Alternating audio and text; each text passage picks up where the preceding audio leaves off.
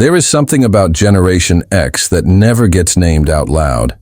Not because it's complicated, but because once it's said, it explains too much. It explains the silence, the restraint, the way this generation carries responsibility without ever asking to be seen for it. Gen X didn't grow up learning how to express itself. It grew up learning how to function without anyone watching.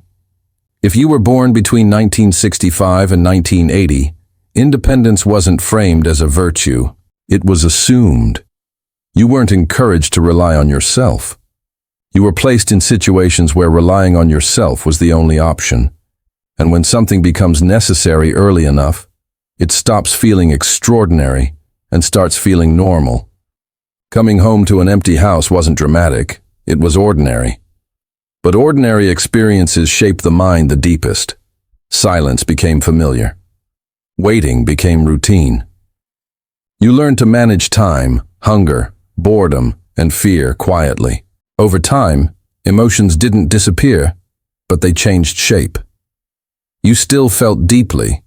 You just learned not to display it. This is the first hidden layer of Gen X psychology. Not toughness, not emotional coldness, internal self-regulation. You learned early that explaining how you felt rarely changed outcomes. What mattered was what you did next. So your brain adapted. It became practical, predictive, always scanning ahead for consequences. That is why Gen X often seems calm when things fall apart and slightly uneasy when things are calm. Chaos feels familiar. Stability feels temporary. When life slows down, your nervous system doesn't fully relax. It listens. Because silence once meant uncertainty. It meant you were on your own. Then came trust. Gen X grew up watching promises collapse in real time. Marriages ended. Jobs disappeared. Institutions contradicted themselves. You were told that if you worked hard, followed the rules, and stayed patient, things would work out. And then you watched the rules change without warning. Not once. Repeatedly. That experience didn't make Gen X cynical. It made them conditional. Hope quietly. Prepare constantly. Expect competence, not reassurance. Psychologists might call this defensive pessimism. Gen X just calls it realism. Expect less, and you're rarely surprised. Stay ready, and you're never exposed. That mindset protected you. But it also created distance. When you learn early not to expect support, you stop leaning on people. You become capable, dependable, low maintenance. The person others rely on but rarely check on. You learned how to hold yourself together so well that no one thinks to ask if you need help. Over time, that becomes part of your identity. Privacy became another form of safety. You grew up before everything was shared, recorded, and judged. Mistakes stayed local. Embarrassment faded with time. So when modern culture celebrates constant visibility, Gen X doesn't feel connection.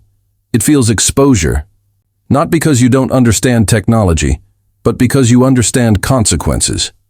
Humor became armor, dry, detached, sometimes dark. Laugh first so it can't hit as hard. Keep things light so they never get heavy enough to pull you under. That distance isn't emotional absence. It's emotional control. Even your approach to work reflects this psychology. Gen X doesn't chase praise. It chases competence. Titles disappear. Skills remain. Loyalty can be broken. Capability can't. You watched effort go unrewarded and still chose to work hard, not because you believed the system was fair, but because you believed in being able to stand on your own when it wasn't. And this is only the surface. Because beneath this steady exterior is a deeper pattern that shapes how Gen X loves, trusts, parents, and disconnects.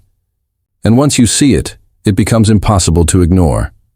By adulthood, Gen X didn't just believe they could handle things alone. They believed they should. Needing help didn't feel empowering. It felt unnecessary, sometimes embarrassing. Independence stopped being a skill and quietly became a rule.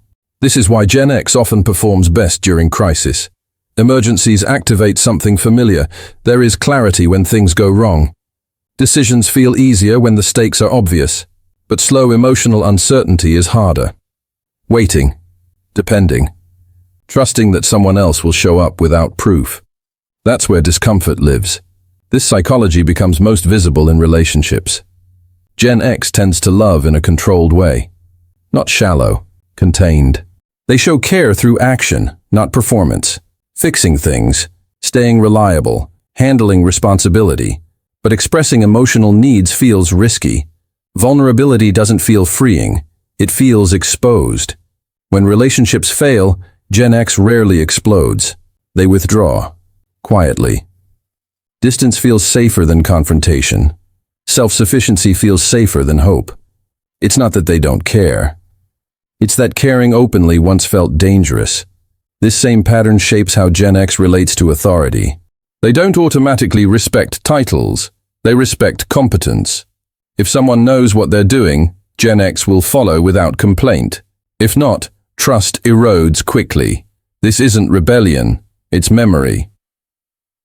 They watched confident authority figures make poor decisions without accountability, and they learned to verify before committing.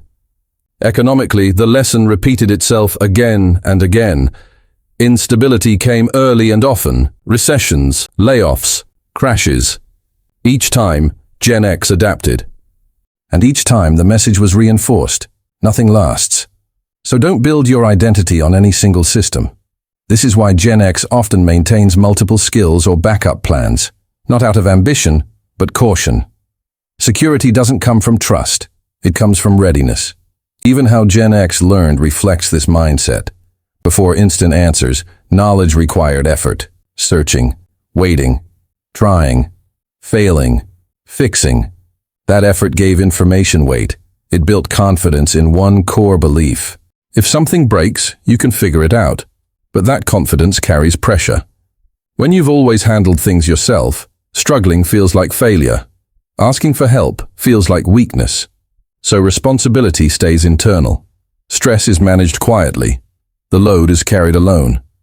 In parenting, Gen X often gave their children what they didn't have: attention, supervision, protection.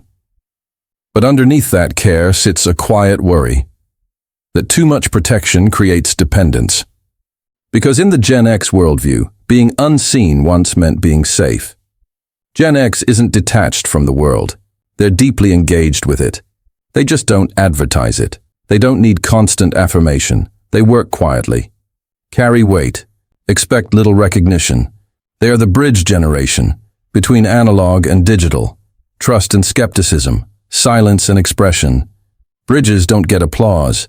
They just hold everything together. And maybe that's the most Gen X trait of all. Doing the work, carrying the load, and not needing anyone to notice.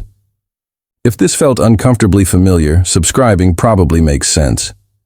These videos aren't about hype or motivation. They're about understanding patterns most people never name. And if you want to support deeper explorations like this, becoming a channel member helps keep them going.